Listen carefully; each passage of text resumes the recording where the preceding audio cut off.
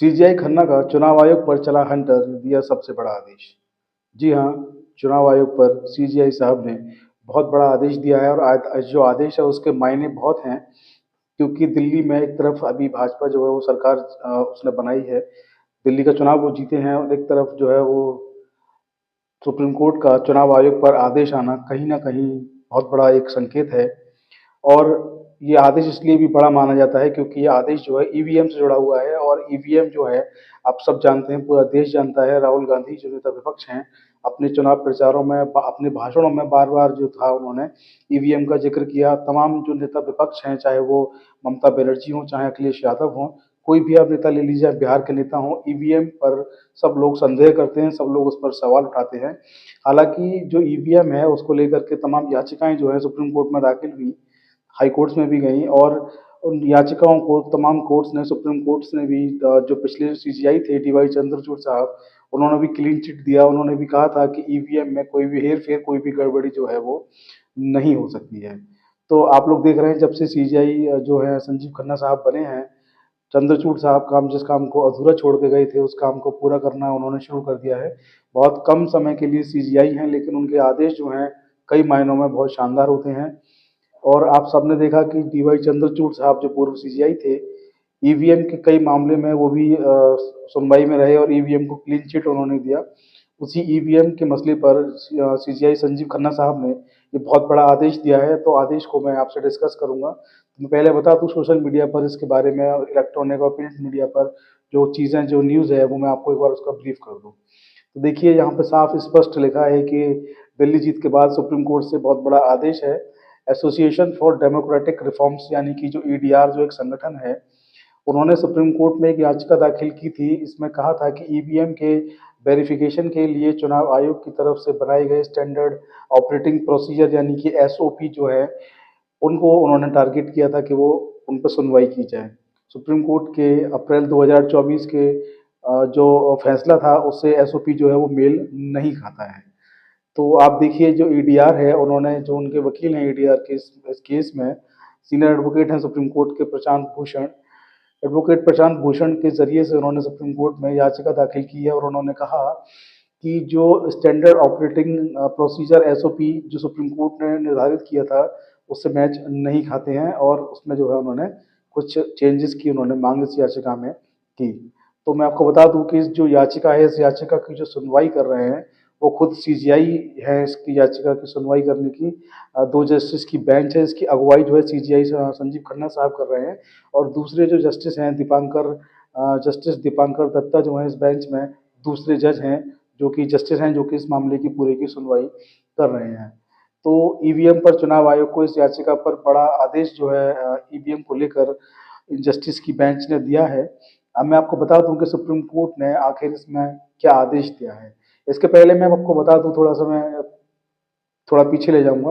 अभी लोकसभा के चुनाव जब चल रहे थे इस देश में, तो कांग्रेस और ममता बनर्जी, राहुल गांधी, बिहार से चाहे बात करें तेजस्वी यादव, तमाम बड़े नेता, अखिलेश यादव, तमाम बड़े नेता जो थे ईवीएम पर और चुनाव आयोग पर लगातार प्रहार कर रहे थे और ये कह रहे थे कि ईवीएम में सेटिंग है, ईवीएम गड़बड़ है, तमाम तरह के आरोप जो थे वो लगाए जा रहे थे और ये भी कहा जा रहा था कि जो चुनाव है वो बैलेट पेपर से कराया जाए।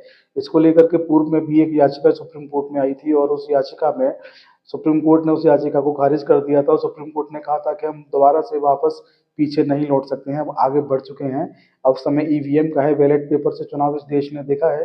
बैलेट पेपर में तमाम जो चीज़ें होती थी, पोलिंग बूथ लूट लिए जाते थे, तमाम फर्जी वोट पड़ जाते थे। उसको दूर करने के लिए ईवीएम जो है वो है, सरकार जो है भाजपा की सरकार, उन्होंने भी कई बार जो है विपक्षी पार्टियों से, संसद भवन से लेके और बाहर तक भी उन्होंने कहा कि आप आइए, इसको हैक करके दिखाइए, आप बताइए कि इसमें किस तरीके की सेटिंग है। तो ये कहीं भी साबित नहीं हो पाया कि ईवीएम हैक हो सकती है। सुप्रीम कोर्ट ने भी डीवाई चंद्रचूड़ जो पूर्व उस समय के सीजीआई थे, उन्होंने इस मामले में क्लीन चिट भी दी कि जो ईवीएम की मशीन है पूर्णतः सुरक्षित है, उसको कोई हैक नहीं कर सकता है। तो इसी मामले में जब याचिका दाखिल हुई है, तो मैं आपको बता दूं, सुप्रीम कोर्ट ने इस मामले में कहा कि सुनवाई की प्रक्रिया पूरी होने तक ईवीएम में कोई भी डाटा ना तो रीलोड करें, ना डाटा को डिलीट करें।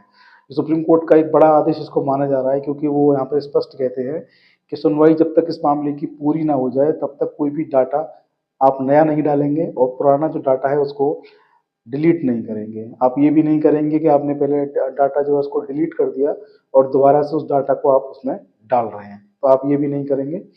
अगर हारने वाला प्रत्याशी स्पष्टीकरण चाहता है तो कंपनी जो ईवीएम बना रही है उसके इंजीनियर जो हैं वो आकर उनको स्पष्ट करना होगा, जो भी उनको स्पष्टीकरण देना है वो देना होगा कि इस ईवीएम में कोई भी छेड़छाड़ नहीं हो सकती है और पर्टिकुलर ईवीएम में कोई भी छेड़छाड़ नहीं हुई है।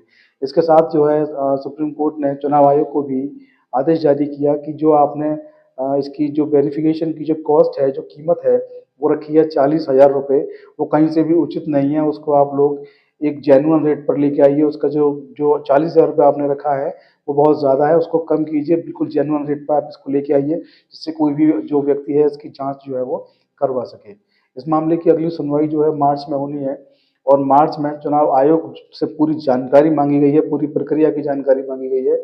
चुनाव आयोग को मार्च के पहले सप्ताह में इसमें जब सुनवाई होगी तो सुप्रीम कोर्ट में इसी बेंच के सामने यानी कि सीजीआई साहब के सामने चुनाव आयोग को पूरी जानकारी, पूरी प्रक्रिया वहाँ पर इस मामले की स्पष्ट करनी होगी, बतानी होगी।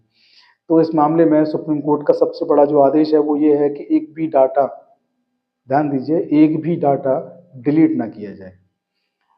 इसको इस मामले पर जो सीजीआई साहब हैं उन्होंने भी जो अपना स्टेटमेंट दिया, मैं आपको सीजीआई संजीव खन्ना साहब का स्टेटमेंट बता दूं उन्होंने इस मामले पर क्या कहा।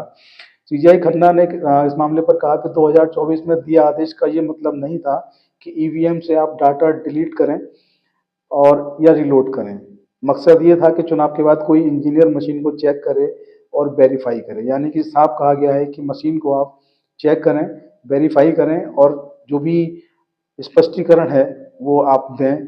कोई भी प्रत्याशी अगर हार जाता है तो वो सीधे सीधे आरोप लगाता है कि ईवीएम में गड़बड़ी थी, ईवीएम को हैक किया गया, फर्जी वोटिंग हुई, ईवीएम को कंट्रोल किया गया, मैं बहुत लोकप्रिय था, जानबूझकर मुझे हरा दिया गया।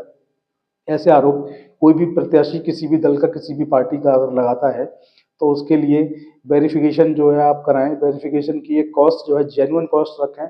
40,000 रुपये आप उसकी कॉस्ट नहीं रख सकते हैं, जेन्युइन कॉस्ट रखें। उस कॉस्ट पर उस प्रत्याशी को बुलाएं, उसके सामने मशीन को चेक कराएं, स्पष्टीकरण जो है इंजीनियर, कंपनी का इंजीनियर आया उसको वेरीफाई करे, मशीन को चेक करे और स्पष्टीकरण दे कि इस ईवीएम में कोई भी छेड़छाड़ नहीं हुई है और जो प्रत्याशी चुनाव को हारे हैं वो जेन्युइन चुनाव हारे हैं, उनको जानबूझ करके चुनाव को हराया नहीं गया है। तो वीडियो जो है, आज की इन्फॉर्मेशन इतनी थी। आप लोगों को पसंद आया हो तो उसको फॉरवर्ड अवश्य करें। इसके साथ आप लोगों से रिक्वेस्ट है कि जो लोग नए हैं चैनल को सब्सक्राइब ज़रूर करें, वीडियो को शेयर करते रहें ताकि जानकारी बाकी लोगों तक भी पहुँचे। धन्यवाद। जय हिंद, जय भारत, नमस्कार।